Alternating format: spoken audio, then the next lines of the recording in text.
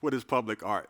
True story. So my first project, I was working with a downtown property owner, and we were working to get this artist in that's on the international stage.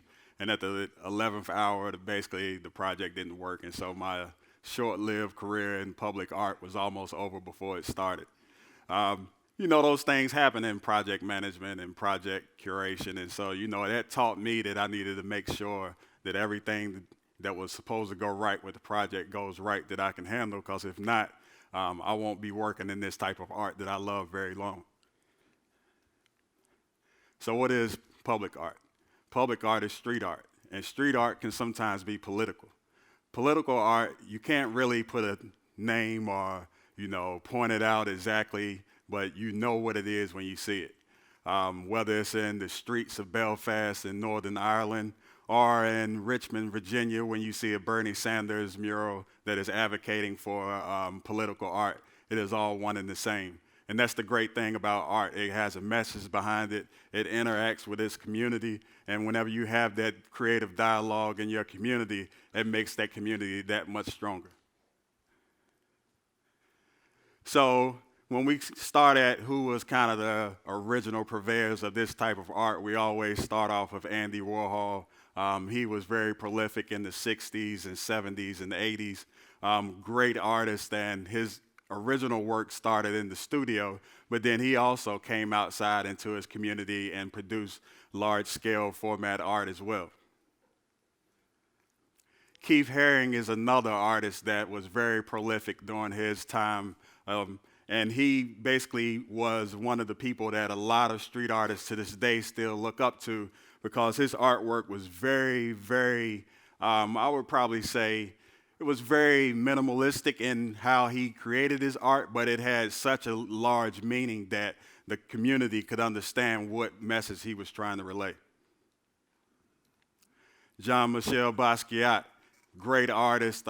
You see some of his work today because it's been licensed. It has another resurgence with the current community and culture.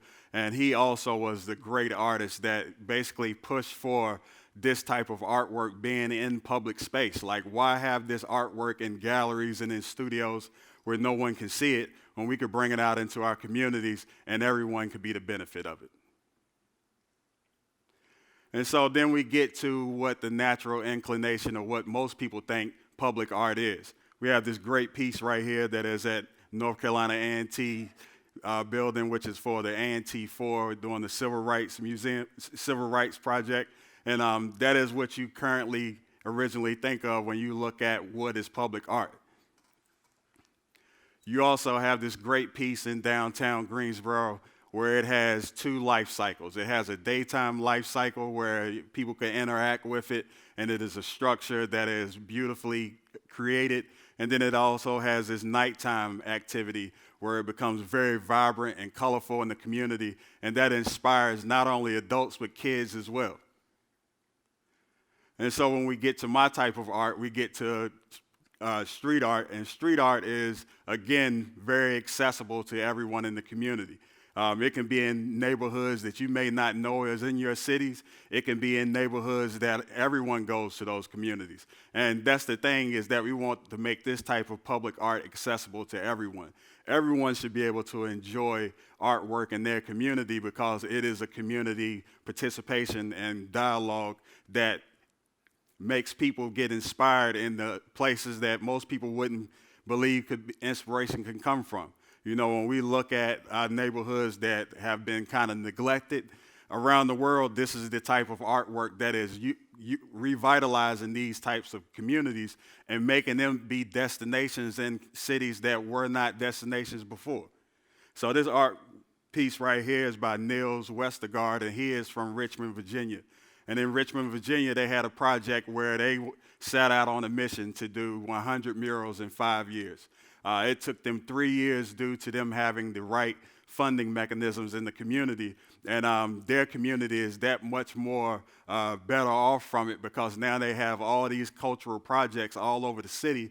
And that makes that community that much more vibrant because now, whether you know anyone in that city or not, or if there's a show that you wanted to see that you missed out on and couldn't see, you can always just take a stroll down the street and interact with the artwork that is up in the community.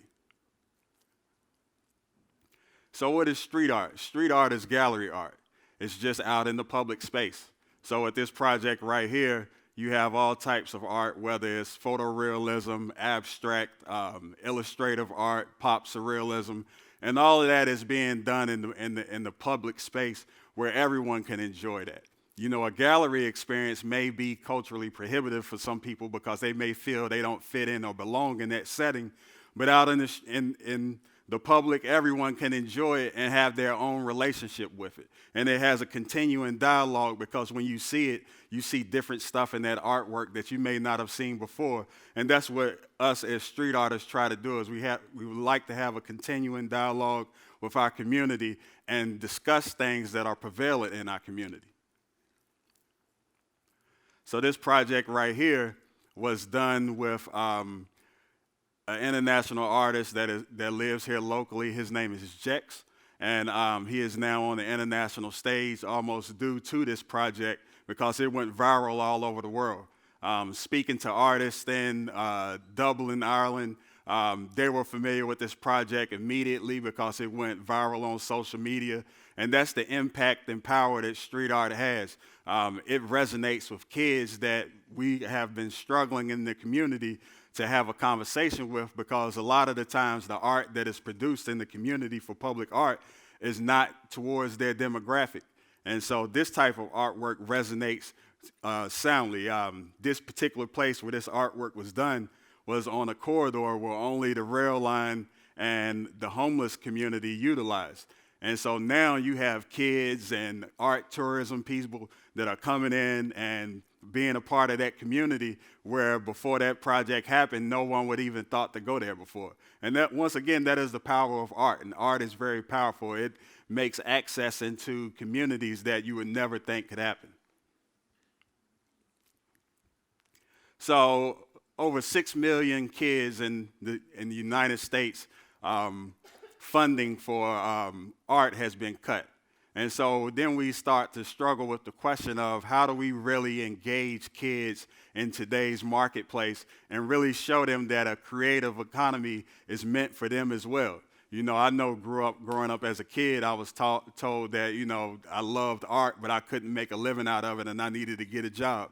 And now I'm in a place where I can do projects that command 6 figures. It is a very lucrative field that you can go into, but kids would never know that if they're never given those access points in life. And that's what we must understand in today's world is that the things that we may not have had the privilege to understand and be a part of in today's world with the advent of social media and all of these things, everyone could be a part of whatever it is that they choose to do because the world is their oyster. So again, you know, when you see a wall, you know, most people just see, oh, that's just a regular wall with bricks and maybe some paint, but I see opportunity. And that opportunity is that, you know, we can get some vibrant imagery into the community that inspires people. I mean, you know, when you go on a path to your workplace every day, you know, and then all of a sudden you see an installation pop up out of the blue, it inspires you because now you drive a little, you may break the law a little bit and drive a little quicker, you know, but again, you're inspired because like, oh, that's cool, I never would have thought. And those are the things that artists are doing in your community every day, which is trying to have a conversation with you and show you that these things are possible when they are supported. Another conversation I had was with the mayor one time where she commended me on this project, which was one of the first projects I did with the city in a municipal aspect. And her comment was that, you know, whenever the seasons turn very dreary and there's no color in the community, this artwork still creates those pops of color where you can still be inspired. And that's the thing that can be give and take between, you know, you having a down day in the doldrums of winter, or you can still be inspired to say, hey, you know, it's still a beautiful day. There's still beautiful color all around us. And that is where the inspiration comes from. So this project right here is in Fort Lauderdale, Florida, which is a bedroom community of Miami.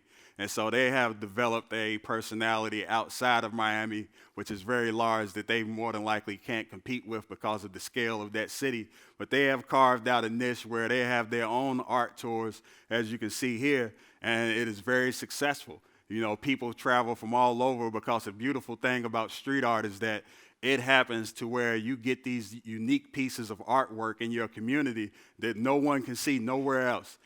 These pieces aren't being reproduced in other communities. These are one-off pieces, and so that creates a uniqueness to your community that allows you to participate on the international stage, as we have done in our city here recently.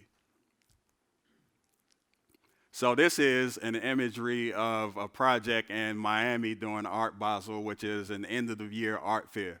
And at the end of the year, where over 77,000 people descend on the city of Miami to inject over $2 million into their creative economy. And it used to be that the galleries were the center of the universe, and now Wynwood has become the center of the universe because it is an open-air installation gallery. And that is the beauty of this. Some of this artwork is only up for the time of those that art fair, and then after that, it's gone over. It has a very short life. And that's, again, the beauty of art, of street art, is that, you know, you have to go see it when you have the opportunity, because no one can say it'll be up tomorrow.